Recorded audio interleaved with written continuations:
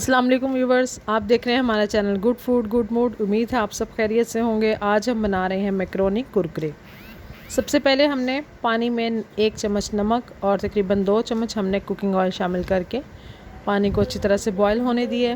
पानी अच्छी तरह से बॉयल हो गया तो उसमें हमने मैकरोनी शामिल करके तकरीबन 90% हमने मैकरोनी को बॉयल करके छलनी में छान लिया है।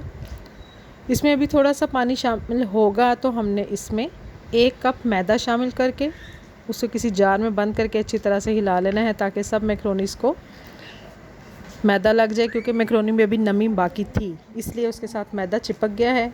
इसको हमने एक छलनी में या किसी टोकरी में डाल के अच्छी तरह से एक्स्ट्रा मैदा निकाल के तो हमने तेज़ आंच पर इसको घी में फ्राई कर लेना है।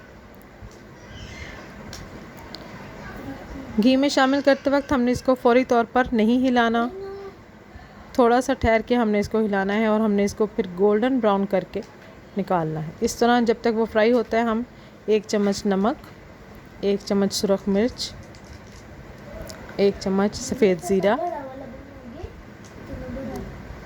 1 चम्मच काली मिर्च और तकरीबन 1/4 चम्मच हमने टाटरी और 1 चम्मच चाट मसाला शामिल करके हमने उसका मसाला तैयार कर लेना है कुरकुरे पे डालने के लिए। जब तक ये फ्राई हो रहे हैं तो हमारा मसाला पीस कर तैयार हो चुका है।